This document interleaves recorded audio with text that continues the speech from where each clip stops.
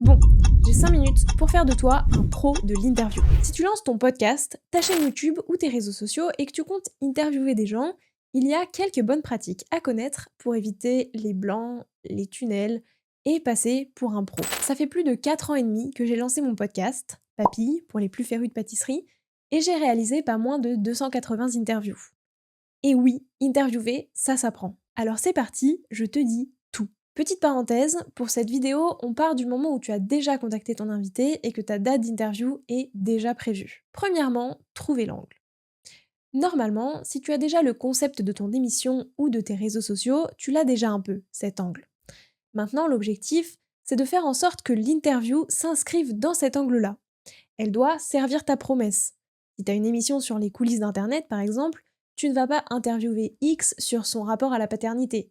Ça semble plutôt logique. Peut-être d'ailleurs que tu veux parler d'un thème très précis avec ton invité, comme développer une stratégie sur TikTok, si l'on reprend notre exemple. En tout cas, sois très clair sur ce dont tu veux parler lors de ton interview. Petit 2, bien se préparer en amont. Dans les intervieweurs, il y a deux types. Ceux qui se préparent une liste de questions à la lettre et ceux qui préfèrent se laisser porter par le moment. Déjà, si c'est ta première interview, mon conseil est de la préparer au maximum. Tu risques d'être un peu stressé, et c'est normal, et donc les questions ne te viendront pas forcément très spontanément. Mais une fois que tu as plutôt l'habitude, personnellement, je suis plutôt de la deuxième team. Je n'aime pas écouter plein d'autres interviews dans lesquelles est passé mon invité pour ne pas me spoiler. Attention, ça ne signifie pas du tout que je ne prépare pas. Au contraire, je lis un maximum d'articles, de bios, de sites, etc. sur la personne et je m'imprègne de son univers. Je stalke donc beaucoup son Insta et ses autres réseaux sociaux. Ça me permet de noter en fait quelques grands thèmes que j'ai envie d'aborder le jour J. Si on reprend l'exemple de la pâtisserie, ça peut être l'ouverture d'une boutique, la création d'un dessert en particulier, une expérience à l'étranger, plein de choses. Bref, il faut en savoir un maximum, mais pas trop non plus, pour avoir des surprises le jour J et ainsi une discussion qui sera la plus naturelle possible. Parce que c'est aussi logique, mais quand on sait déjà tout sur quelqu'un, on oublie souvent de poser les questions. Je préfère donc laisser quelques zones d'ombre qui me permettront de poser tout ce que j'ai en tête le jour J. Et puis avec le temps, tu verras que tu apprendras beaucoup mieux à rebondir de plus en plus aisément sur ce que vient de dire ton interlocuteur ou ton interlocutrice et tu identifieras facilement les questions à poser sur le moment. C'est aussi et beaucoup une question d'expérience. Troisièmement, il te faut le bon format. Même si tu choisis l'option «Je n'ai pas une liste de questions complètement définie», il est important de créer un format d'interview qui va te permettre de tirer le meilleur de tes invités. Je m'explique. Au début d'une conversation, même si on connaît une personne, ni toi ni ton invité n'est encore chaud ni dans le vif du sujet. Chacun faisait autre chose avant, a encore un peu la tête ailleurs, voire est un peu stressé. Et c'est encore pire, surtout pour ton invité, si vous ne vous connaissiez pas. C'est normal, il faut forcément un peu de temps pour rentrer dans le sujet. D'expérience, je dirais qu'il faut entre 10 et 15 minutes. Alors tes premières questions doivent tenir compte de cela. Ne commence surtout pas par des questions trop profondes ou trop techniques qui vont juste générer encore plus de stress. Au contraire, commence par 5 à 10 questions courtes auxquelles ton invité va pouvoir répondre facilement parce qu'il connaît la réponse et qui le mettront bien à l'aise. Il faut qu'il se dise «Oh bah ça va ces questions, je m'attendais à bien pire». Pas qu'il soit dans un mood «Ouh là là, je sens que je suis en train de rater mon oral de concours». Si je reprends mon exemple de la pâtisserie, à transposer dans sa thématique évidemment, cela peut être «Quel était ton dessert préféré quand t'étais petit, petite? Quel est ton dessert préféré pour chiller devant la télé? Quel a été le tout premier dessert que t'as créé?» Si ces questions sont en plus un peu fun, cela instaurera dès le départ une bonne ambiance. Et puis personnellement, mon moment préféré, c'est quand je vois que les gens sont détendus.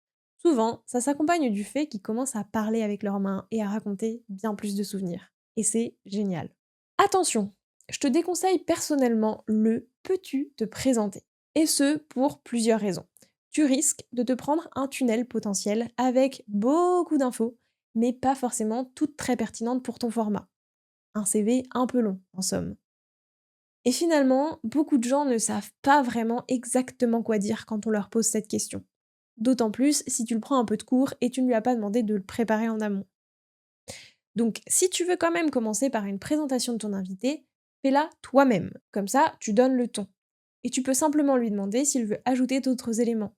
Mais ça évitera les présentations qui durent 5 minutes et tout le monde en sera plus heureux. Une fois ces petites questions introductives, qui ne doivent pas durer trop longtemps non plus, tu peux rentrer dans le vif du sujet.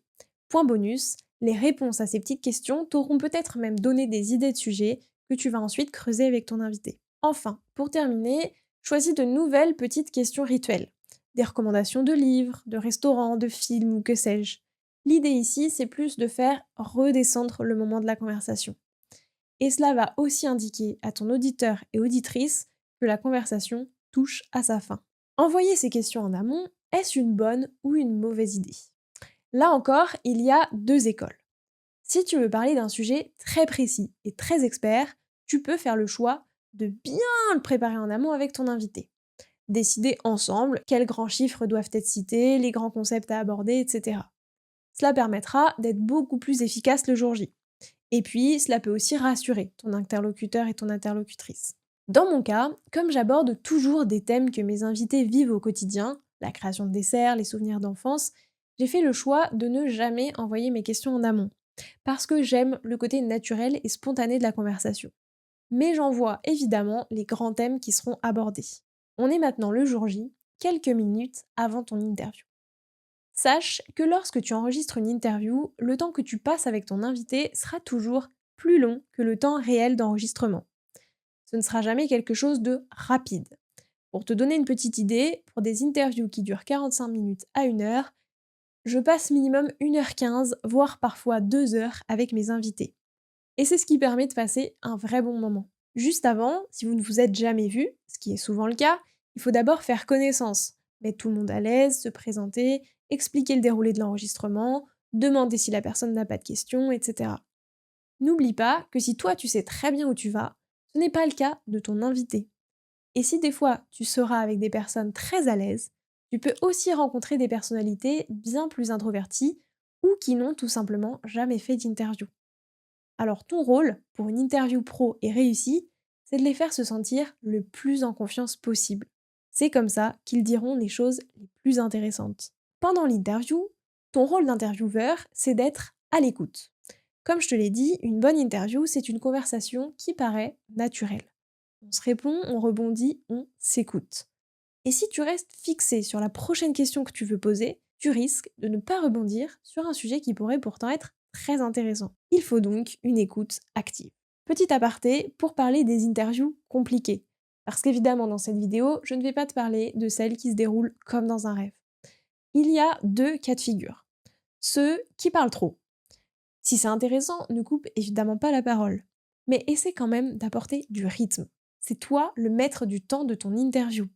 Alors même si c'est délicat, n'hésite pas à régulièrement reprendre le contrôle pour relancer dans une direction précise. Attention, il faut évidemment laisser parler ton interlocuteur ou ton interlocutrice. Et puis le deuxième cas de figure, c'est ceux qui ne parlent pas assez. Et ça, c'est encore plus compliqué de mon point de vue. Souvent, ça va beaucoup venir du stress. Alors à ce moment-là, toi, ton rôle, c'est de redoubler d'efforts pour que ton invité se sente le plus à l'aise possible. Et puis après, pose un maximum de questions pour aller chercher des réponses intéressantes. C'est la fin. Ça y est, ton interview touche à sa fin. Généralement, tu te sens à la fois boosté de tout ce dont vous venez de parler, mais aussi un peu fatigué, parce que mine de rien, ça demande beaucoup, beaucoup d'énergie. Et puis dans la grande majorité des cas, t'as envie de continuer la discussion pendant des heures. Si t'en as l'occasion, fais-le parce que vraiment ce sont les meilleurs moments. N'oublie pas aussi de demander à ton invité ce qu'il en a pensé, si ça lui a plu, s'il a des retours à te faire, c'est précieux. Sur ce, je pense que je t'ai à peu près tout dit, et moi je te souhaite une très bonne interview. Et si cette vidéo t'a plu, n'oublie pas de t'abonner, de nous laisser un petit commentaire pour nous raconter pourquoi pas quelle a été l'interview la plus difficile que tu as eu à faire. Et puis sur ce, moi je te dis à bientôt pour une prochaine vidéo.